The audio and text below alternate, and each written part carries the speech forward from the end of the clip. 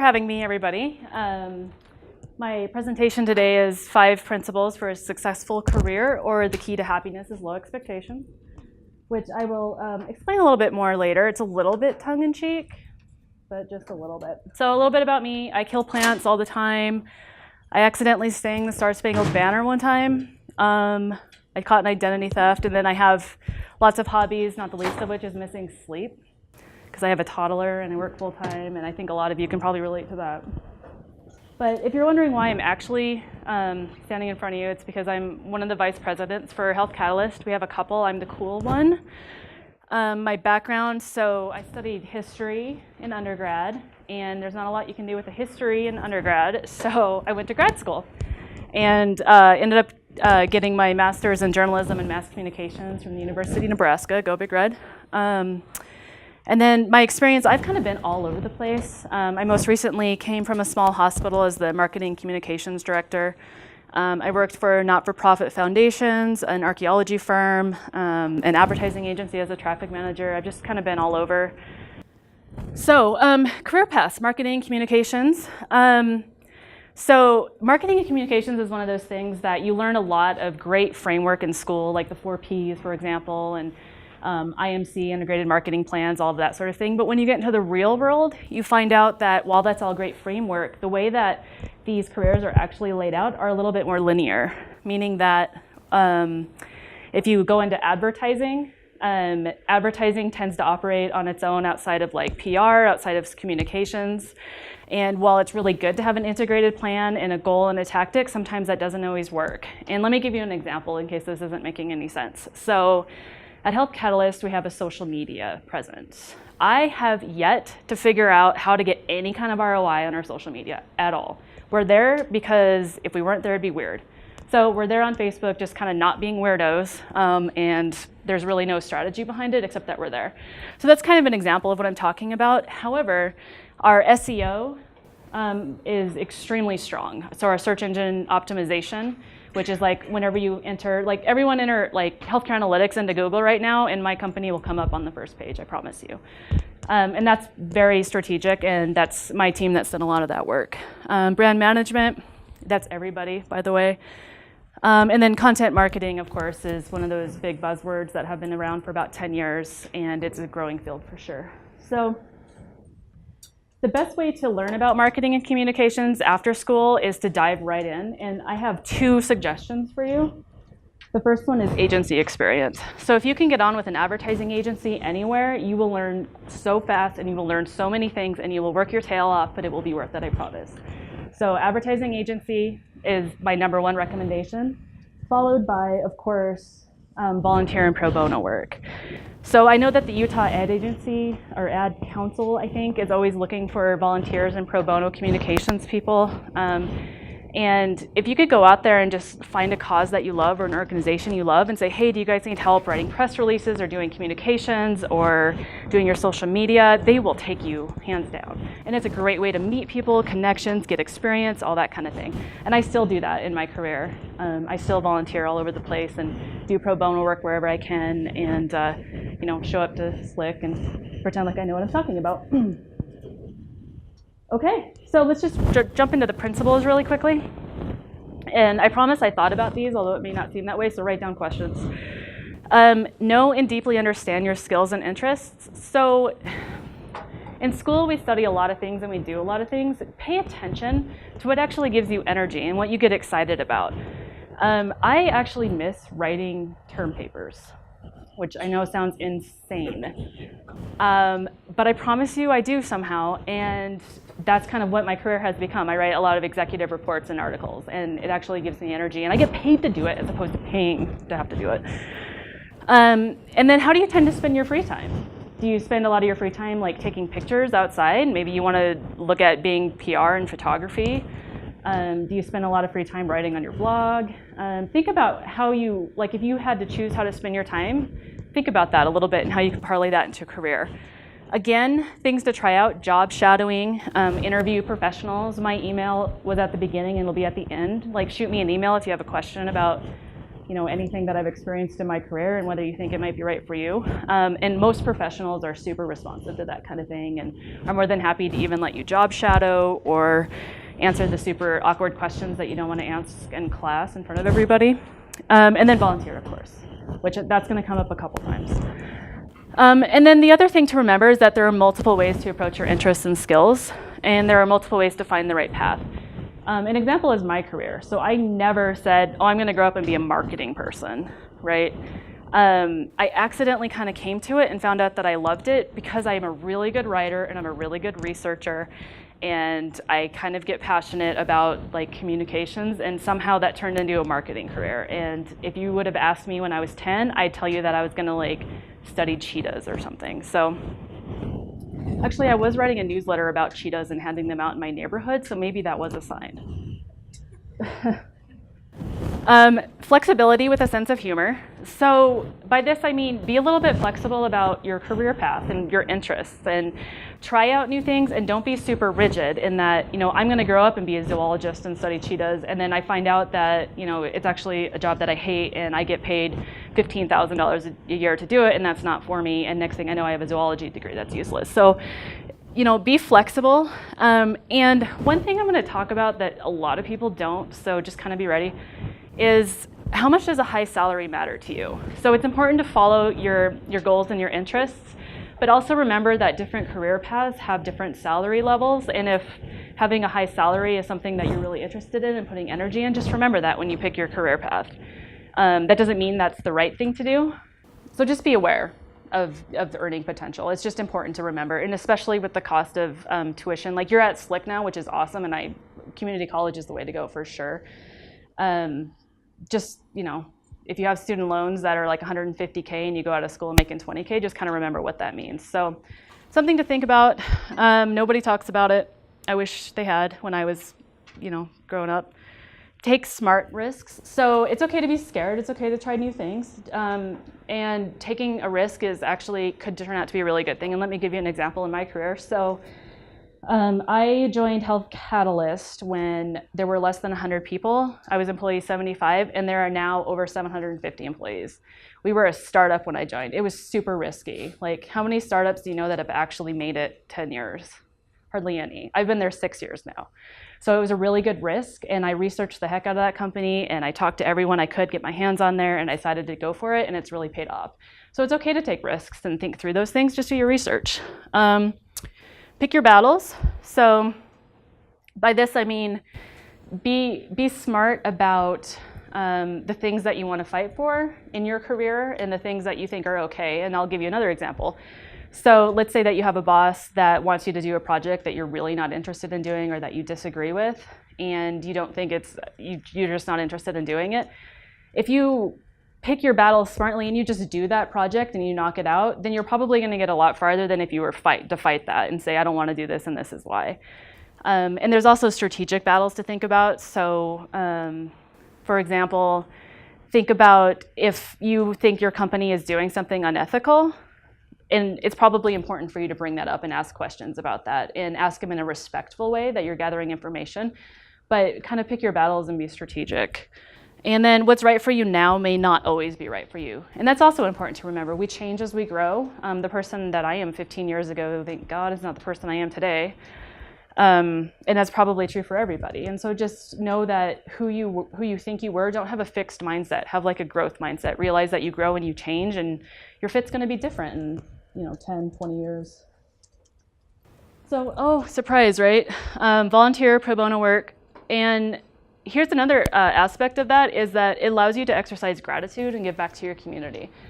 I think gratitude is one of the most important aspects and qualities and things that we should foster in ourselves.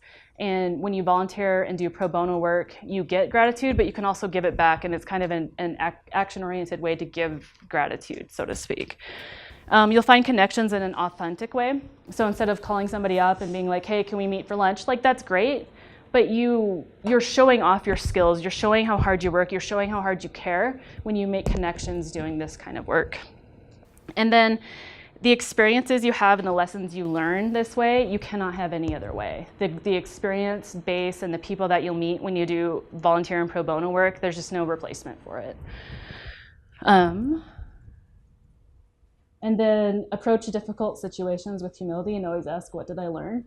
So I got fired from a job one time. And it was because I worked in the airlines and I had to be there at 4 o'clock in the morning. And I was working 3 jobs at the time and going to undergrad full time. And I showed up late twice in a row. And so they fired me. And I thought, you know what? They had every right to fire me. They want me there at 4. I showed up at 4:05. That's fine. What did I learn? What I learned was that I'm not a morning person. I can't get up at 4 in the morning, and I'm setting unrealistic expectations for myself. So instead of getting mad and, holding a grudge for the most part, just realize, like, what did I learn from that situation where I can pull some lesson out of failure, and you can also pull some lessons out of success as well. So remember that. And I believe this very much. Literally every single person that you come in contact with and that you see, you can learn something from. So always remember that. Always be asking questions and pulling in everything you can from everyone around you, because they have experiences that you couldn't even imagine, and we're all fighting our own battles and we all have our own histories. And so whenever you get the chance, just pick someone's brain as much as you can. And for the record, that's a cheetah. So if you want to learn about cheetahs after, I'm available. The last one, and this is one that I'm still struggling with, is understanding stress and how to deal with it and how to find balance in your life. So you guys are here, which means that you're all probably pretty driven and interested in being successful in your careers. But you also have to kind of find balance in your life. And so an example in my life is that every year Health Catalyst puts on this huge summit we call the Healthcare Analytics Conference, and I work 14-hour days for about 2 months leading up to it, and it's really hard and awful. And this year it was more awful than ever before because I had a toddler. And that's when I realized I can't keep doing that, and I'm gonna have to find balance for next year. And it was really stressful as well. So it's important, and I was able to get there. We finished it and we were successful, but I looked back and I said, how do I gain perspective on this and how do I actually get balance? Because you just have to be self-aware enough and not keep plowing through it and trying to tough it out and things like that. Also, find what serves you and use it. So for some people, it's like running and meditation and yoga, and for some people, it's other sports and watching TV and reading and all sorts of things. And I think I have a meeting, and that's why that's happening. Sorry. So find what serves you and actually use it. Don't be like, oh, I'm gonna sign up for class or sign up for yoga next week and then just don't show up. That's just as important as all of your other commitments. Make yourself a priority. And then the last one is recognize a 100-meter dash versus a marathon and then prepare accordingly. So in my life, I was a sprinter growing up, and I was an athlete growing up, and I always came at things with this mindset of attack full on 100%. And when you're a sprinter, you can get away with that because you can be really fast going out and you don't have to think about it too much. And then I turned into a long distance runner, and your mindset completely has to change, and you have to figure out how to pace yourself, and you have to figure out how I'm going to get from mile 0 to mile 13 to even beyond that. And it's just a completely different mindset. And so you have to know that going in there, because if I had to approach a marathon like I was going to do a 100-meter dash, I wouldn't even make it to mile 3 probably. Well, I wouldn't make it to mile 1 really. And it's okay to have 100-meter dashes. It's okay to go out sprinting. It's okay to put in 14-hour days, as long as you recognize that you're going to be putting in a 14-hour day, and how do I deal with that? And like I said, I am still working on that myself. So maybe you guys could teach me something about that. And then famous last words. So I would love to attribute this graphic, but I couldn't figure out where it came from, so I'm not stealing things, just FYI. But this is so true. What people think success is you get better and you get better and you get better, and you're never going to fail until you get to a certain point, and then you're successful and you're off, and that is just not the case. Success is all over the place. It's like some days you're feeling great and you can do it, and the next day you can hardly concentrate, and then one thing you're getting demoted, and then you're getting promoted, and it's just kind of all over the place. And just expect that and know that and learn from it. And that's kind of where so low expectations. Basically that means don't expect things to be perfect. Don't expect people to respond the way that you want them to respond. And don't, I call it shoulding yourself. So don't make everything a should all the time. Like, I should be vice president next year. I should have gotten an A on that exam. Just be like, I want to get an A. I'm going to do the best I can. But if I end up with a B, I'll just learn from that. And I'll get better next time. So low expectations is a bit of a misnomer, but it's kind of one of my favorite things to say. And it gets people's attention because they're like, what? Anyway, so now's the time when I want you guys to ask questions, because I think we have a lot of time left. Yes. Oh, actually, yeah. So I volunteer for Intermountain Therapy Animals. And my dog, Belka, is a rescue dog. And we go to a residential treatment center for teens once a week for about an hour. And it's basically my dog that does all of the work. And I just kind of stand there and take the credit. But yeah, and she's a rescue dog. I got her from a hoarding situation. It was kind of rough, but yeah, great question. So my job is a good mix of strategy and tactics, which I really enjoy. So what I'll do, let's say in the morning, is we have our editorial meetings, which mean that I gather my team and I say, okay, so these keywords are trending right now, healthcare analytics or care management. How are we going to capture that? We talk about it as a team, and then we talk about some of the other initiatives that are going on as far as webinars, or if we have a big event happening, or if there's something big happening in the industry, and how are we going to address that? And then we talk through tactics of how to kind of reach our goals there. And then I also edit and kind of write reports and articles, do some stuff on social media, and I do a big part of my job now actually involves managing people, which I don't enjoy as much all the time, but it is also kind of rewarding and fun to give like constructive feedback or to celebrate successes with them and that sort of thing. I make sure that I have regular meetings with all of my reports and make sure they know what they're doing really well, and also share what they could probably be doing better. Yeah, so there's a lot that has changed even since I started. I think that the biggest change has been that we've moved from kind of a push type communication strategy where we're yelling at people all the time to more of a pull where consumers look for things and then find us. And that's actually really cool because the consumers that do come to us and the audience that does come to us is actually really interested in our product. So there's still a place for advertising and TV, but that's a lot of noise. It's a lot of brand management. It's hard to measure ROI on advertising. I mean, if you take marketing, you'll learn that. It's hard to measure ROI from like brand awareness and public relations. But it's really easy to measure ROI from like hits on an article or we call it lead generation, where you know how you go to that website and then you really are interested in like this white paper or something, and then they make you fill out this stupid form with like your email address, and then you get spammed. Well, that's a lead generation, and please keep filling those out. And so I think that's been one of the big shifts, and the way that we speak to people has become more of a niche. So. And you'll notice that with magazines as well. Like a lot of magazines have closed down and started merging into more niche things like running magazine. There's like 20 different running magazines now. And they're very targeted, and they're also more expensive for that reason.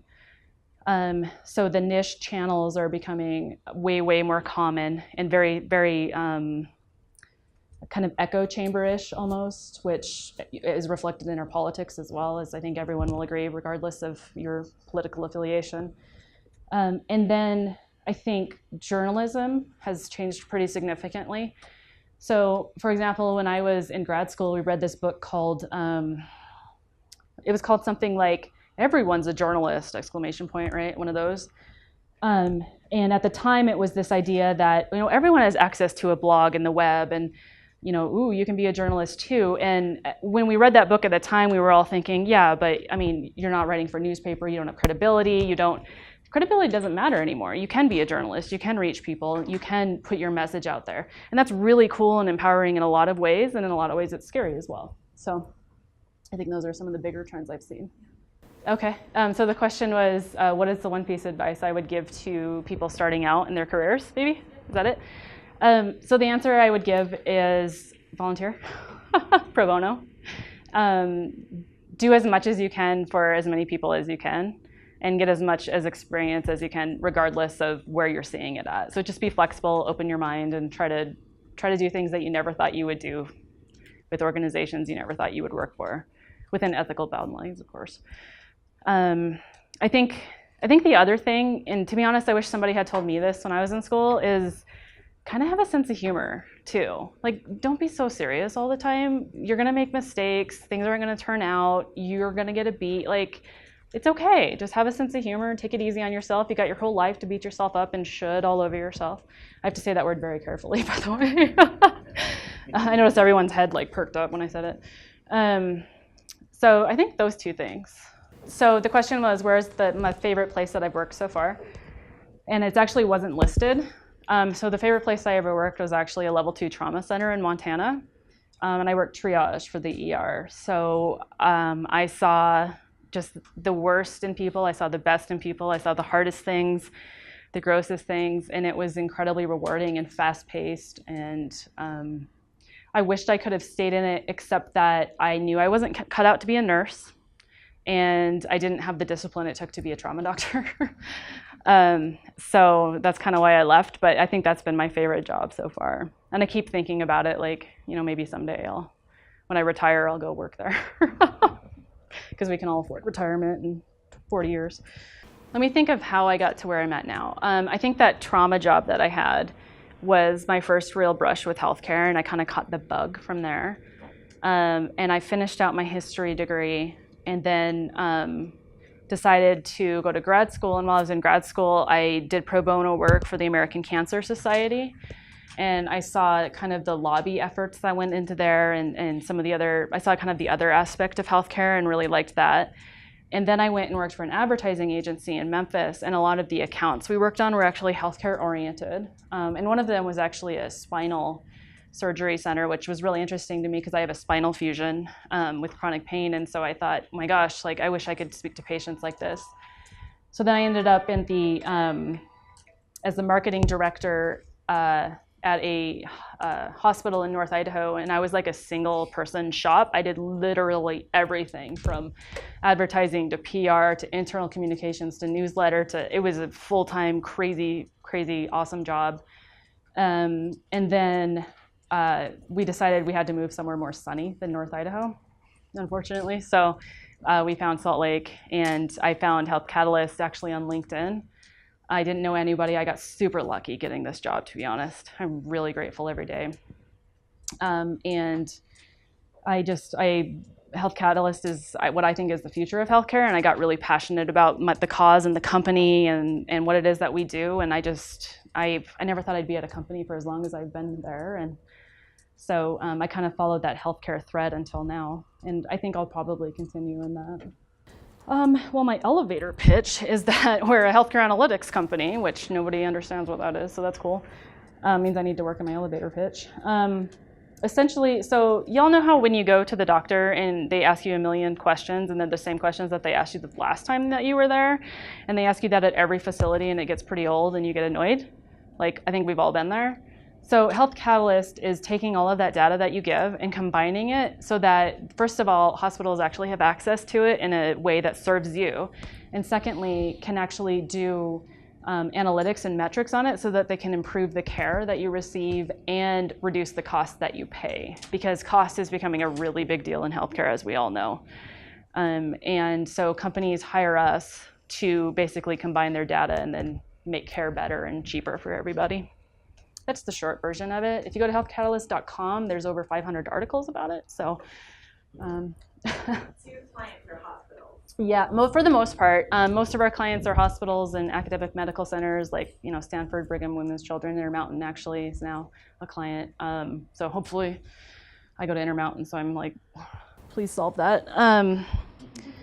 Let's see. We have physician networks. We actually have some payers that are on board, like Blue Cross Blue Shield. So we've really expanded a lot in the past 6 years since I've been there. It's a good question. So the question is, what is the pull effect of advertising or marketing? One of the big ones is search engine optimization. So every time you enter something into Google, don't kid yourself. Those are very purposefully placed search results that you end up with. And one of my jobs is actually to work to make those search results be health catalysts for the things that I want it to be health catalysts for.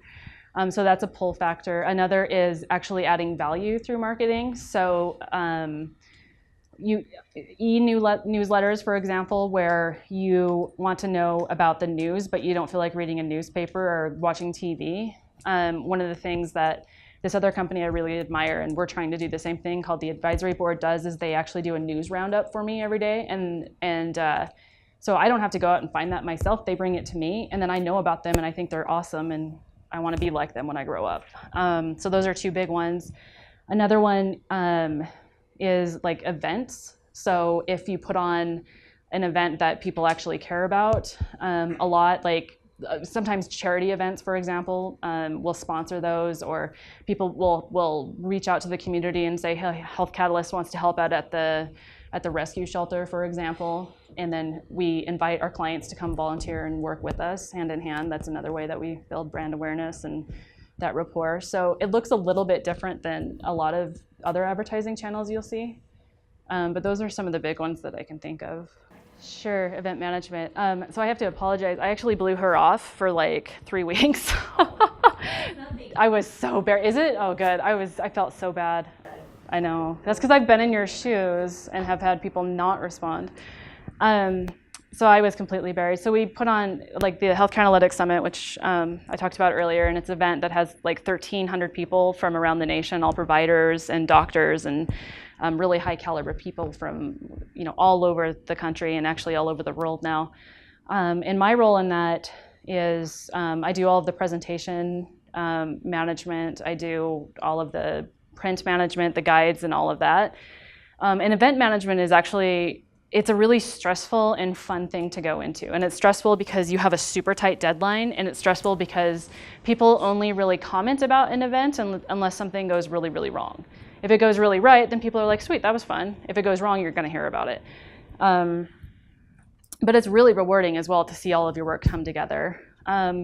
Event management takes a large team of people, and it takes a lot of experience, and it takes a lot of connections to pull off. And the partners that you work with in event management, they're beyond anything you could probably even guess. Like everything from hotel management to music to AV people to the presenters themselves that come. It's extremely complex. So I think most event management jobs come about because you job shadow an intern and start as an assistant and then work your way up. There's no way you can do that just coming out of the gate. And then what I do specifically is I harass people to get me their presentations on time. And make sure those presentations are like formatted correctly, and I kind of hold their hand through the whole process. And then those guidebooks that you get at events, I do all of that, which is a lot to pull together as well. Printers, that's another big partner that you end up having. It's also a very expensive partner. So that's another place that connections and partnerships are really important. And having said that, it brought something to mind. So these connections that you make, always be kind and have gratitude, because you never know when you're going to work with them again and in what capacity. And that's kind of a fancy way of saying never burn bridges, and never take your anger out on somebody else, especially in the professional environment, because I promise you it's going to come back. So just always exercise kindness and gratitude, even if it's not your first impulse. I almost said they're not fun, but that would have been a lie. They can be fun, but they're definitely not just parties and fundraising dinners. When I was the executive director of that foundation, putting on a fundraising dinner was one of the big items that we did every year. And I would get volunteers that would come in and say, oh yeah, I'm ready to go, like, let's do it. And then when they realized the amount of work that was involved, they'd bail. Because I don't think people realize that it's super intense, and there's just so much to it and so many moving parts, and you have to count on other people, which is scary. It's scary to count on other people. It's easier to do it all yourself, or not. Oh, that's a great question too. Well, you're on it today. Can you give her a gold star? So her question is, when you're a people manager, what is the biggest mistake you see people coming in? I would say a lack of humility. So there's a fine balance between selling yourself to an employer and showing competence and thinking that you know everything and that you want to run in and fix everything. So showing the humility to say, like, okay, so what you're doing doesn't actually make sense to me. Can you explain to me like the history of it and why you do it that way, and is it possible to improve? And then also be open to making mistakes, know that it's okay to make mistakes, and ask for feedback. Be proactive about asking for, hey, like, can you tell me how I'm doing? Can you tell me what it is you want to see? One of my favorite questions that I get when people interview is, why would you hesitate hiring me? I love that question because that tells me that they're aware that they have weaknesses and they want to work on those weaknesses. And they're aware that I'm aware that they have weaknesses and they haven't fooled me. And it really gives me a chance, first of all, to say what, the reasons I have, and second, for them to respond and say, oh yeah, those are weaknesses and here's how I'm working on it. I love that question. That's my daughter, by the way. We're related, probably tell. She's a great kid. Yeah, that was actually going to be one of my questions, was how do you balance a mom and working so hard? And that was going to be one of my things. And then I'm like, well, it's not probably applicable to everyone. So being a mom and working full time is super hard. And I think I'm one of the lucky ones because my husband is pretty much an equal partner with me in this. He takes time off work to take care of our daughter if he needs to, and he puts in about as much housework as I do. He actually cooks. I really can't cook at all. So he probably likes to cook for that reason. But having said all of that, so I managed people before I became a mom, and I managed moms. And so this is the humility showing. I would get a little bit irritated when they have to leave to go take care of their kid or something. And I'd be like, oh no, I understand, go ahead. And deep down I'd be like, Argh. Now that I'm a mom, I feel so awful for feeling that way because, oh my gosh, I get it now. And you don't get it until you become a mom. And then society kind of looks at you a little bit differently, I think, especially in Utah. So without getting too religious, a lot of my coworkers are of the Latter-day Saints. Thank you. And so traditionally we have a male-oriented workforce, and a lot of the moms stay at home, which is awesome. That's great. That's their choice. I love it. There was a lot when I was pregnant. People constantly asked me, "Are you coming back to work?" Or like, "How are you going to work when you're a mom?" And I found that to be pretty offensive, if I'm being completely honest, because nobody asked my husband that. So just recognizing that and saying, "Okay, well, here's my answer to you: is that." Yeah, I'm coming back, and yeah, I'll work. Why do you ask that? And kind of asking surprise and making them kind of think through why they asked you that. Most people, they mean it very kind, but you just got to be ready for that kind of bias. So how do I do SEO? All right. Every year it changes because Google changes their algorithm, but the essence of it is to provide content that people actually want, and to provide that content in a way that is about the very specific things that you want to talk about. So for example, if you want to capture healthcare analytics, you make an article called Healthcare Analytics, How to Do It, and then you give really good content, and you do lots of interlinking with like outside sources and authoritative sources, and you actually add to the conversation and you add value and you just don't repeat things. And when you do that enough, you get something called website domain authority. And that's when Google says, oh, these people know what they're talking about, and you just keep going at it, and then eventually you'll start ranking for SEO. There's also, so interlinking is when getting other people to link to your pieces, and you do that partly by having really quality pieces and having partnerships with people, making sure you have a social media presence. You really have to measure what you're doing. So SEO a lot of people tend to do SEO like, oh, I think I want to capture this one keyword, and then they get onto the first page and then they forget about it, and then it's going to die right away. You have to keep on top of it and keep measuring it and make sure that you're making progress toward it. So it's not something you can just forget. And there are also like other black hat ways to do SEO, which I'm not going to talk about, but they exist, and people do them. So just know that if, for example, you're doing SEO on the up and up and you're getting your butt kicked, that's probably why. And Google will figure it out, and the algorithm will fix itself eventually. So don't get too discouraged. Don't go down that road. Yeah, that's a great question. Yeah, so paid search. So we started out doing PPC, paid search, and we found out that the ROI wasn't. Oh, paid search. Sorry. So I'll explain how it works on Google. So Google has something called Google AdWords, where you buy specific keywords, and you know those like little yellow boxes that show up at the top of your search results, and they're like on the side? That's all paid search. So companies pay money to say, like, when you type that in, they're going to be in those little boxes. And we did that when we first started out, and then we realized that people don't click on those boxes, and especially our audience doesn't click on those boxes. And then our non-paid organic search, so the stuff that's actually appearing without those manipulations, got so strong that it just didn't pay off.